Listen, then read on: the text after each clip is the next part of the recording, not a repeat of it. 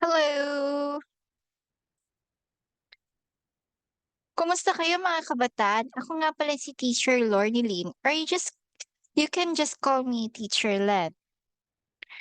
Ngayon pag-aaralan natin ang number 7 sa 28 Fundamental Beliefs, the Nature of Humanity. Napakaganda ng ating pag-aaralan ngayon mga kabataan. Isa ito sa mga pinaniniwalaan ng mga Seventh-day Adventist. May question ako sa inyo. Do you believe that humans evolved from apes? Tingnan niyo nga yung mga katabi. Mukha ba silang apes? Siyempre hindi kasi ang gaganda at pogi ng inyong mga katabi, di ba? Pero sa school, tinuturo sa atin ng Theory of Evolution ni Charles Darwin na tayo daw mga tao ay nag-evolve sa apes. Naniniwala ba tayo dito? Sinong naniniwala sa inyo? Siyempre tayong mga Christian, especially tayong mga Seventh-day Adventist, hindi tayo naniniwala diyan. Dahil naniniwala tayo sa creation.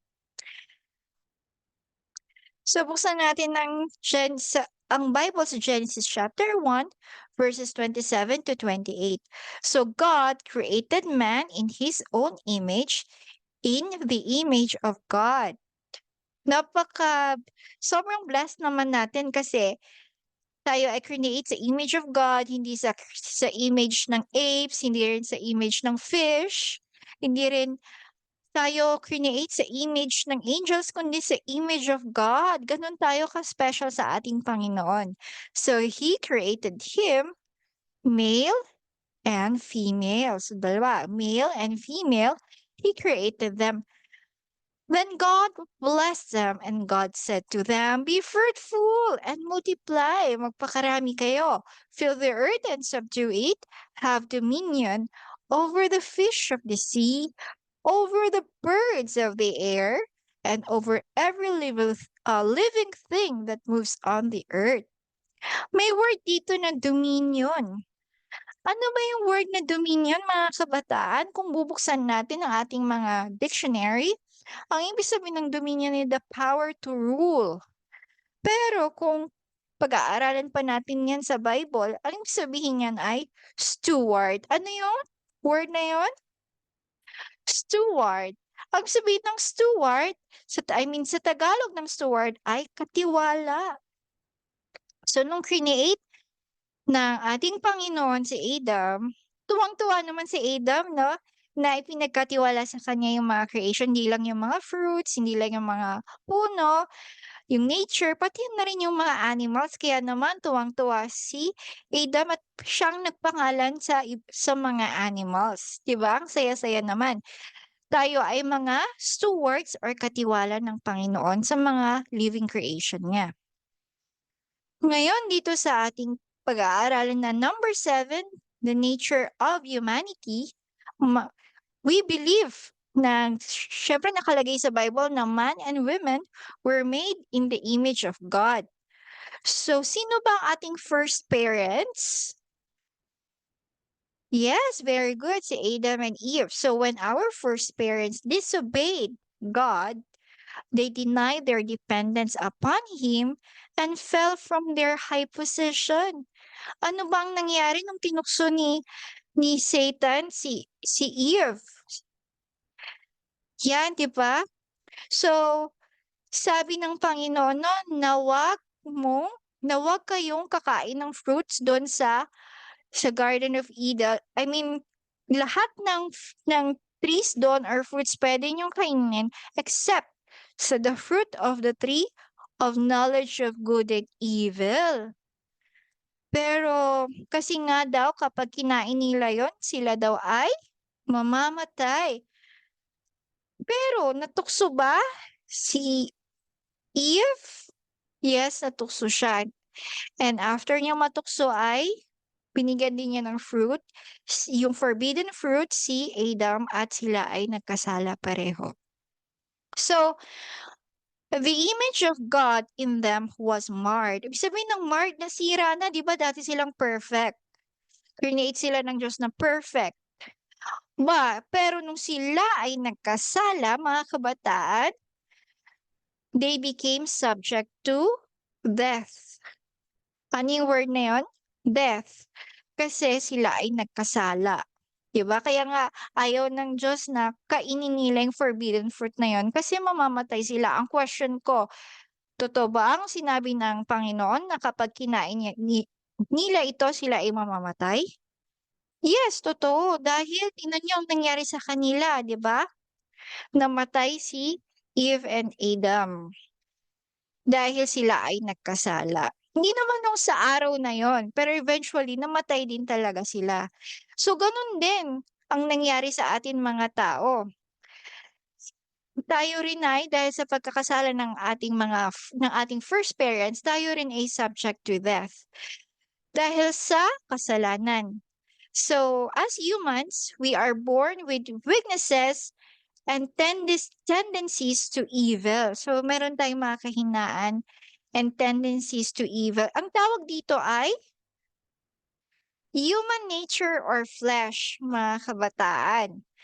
Qualities and characteristics that are common to all human beings. It includes things like the way we think, we feel, and act. So ito yun mga kabataan, no? Para hindi tayo malilito, magbibigay ng example si Teacher Len. Ito yung meron na tayong nature nito sa sarili natin kahit yung mga bata pa tayo.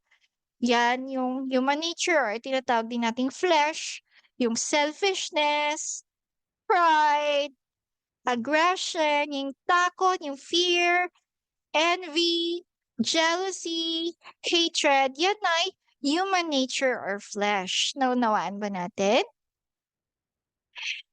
Pero yung kabaliktaran naman ng human nature or flesh sa tulong ng Holy Spirit, yan yung tinatawag na the fruit of the Spirit, yun yung opposite ng human nature. Yung love, joy, peace, patience, kindness, goodness, faithfulness, gentleness, and self-control. Kaya nga, be guided by the Holy Spirit. Kailangan natin ng guidance ng Holy Spirit and do not be controlled by flesh or human nature. Kasi minsan sobra nating dahil nga tao tayo, minsan imbis na magpag-guide tayo sa Holy Spirit, it's our flesh or human nature na magagalitin tayo, madali tayong magselos, yan, naiinggit tayo. Kasi ang nagkokontrol sa atin yung human nature. So, ang kailangan natin yung guidance ng Holy Spirit. So, ang question ko, how did God reconcile with man? Di ba nasira na yung relationship ng tao at ng Diyos dahil nga nagkasala si Eva at Adan? Ano ang ginawa ng Diyos dahil sa pagmamahal niya sa atin? Para yun nga, magkasundo ulit, maayos yung nasirang relationship. Tama kayo. But God in Christ reconciled the world to Himself. Jesus died on the cross. He sacrificed Himself.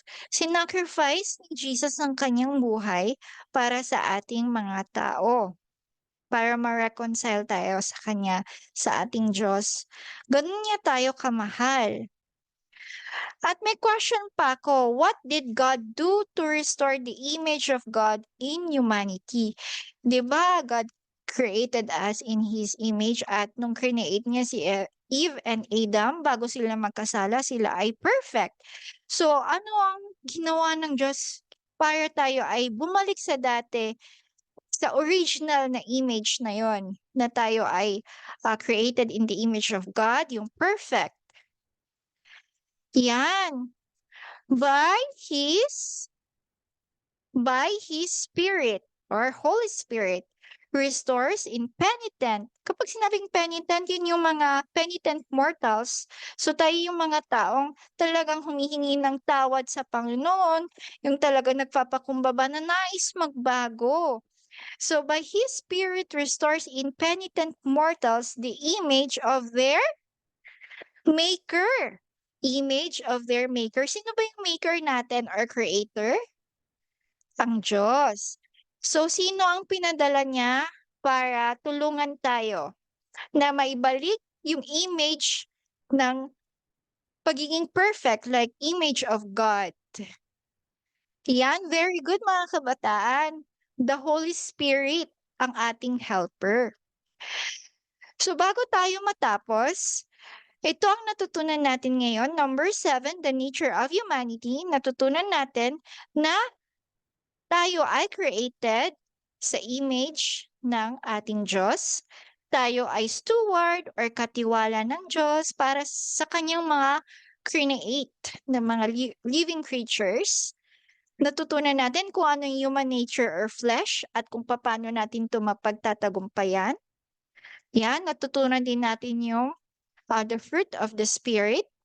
At natutunan natin kung paano nag-reconcile ang Diyos sa atin. Yun yung si Jesus ay pinako sa krus nung siya ay nag-sacrifice para sa atin, para sa ating mga kasalanan.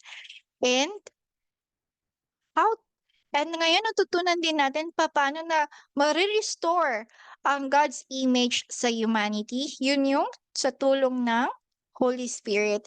Very good mga kabataan. Ang dami nating natutunan ngayon at bago tayo matapos, basahin natin sa Psalm chapter 51 verse 10. Create in me a pure heart, O God, and renew your right spirit within me. Psalm 51:10. Kahit na ano pa yung human nature natin, magagalitin man tayo, o nagsisinungaling man tayo, o palagi tayong nagsiselos, di ba? Pero tandaan natin na kayang baguhin ng Panginoon. Mapaglalabanan natin human nature na yun. Bibigyan niya tayo ng pure heart sa tulong ng Holy Spirit. So ngayon, ang dami nating natutunan sa number 7, the nature of humanity. Thank you very much sa pakikinig. At naway, sana marami tayong natutunan at next week, abangan na naman natin ang susunod na video para sa ating 28 fundamental beliefs. Thank you and God bless!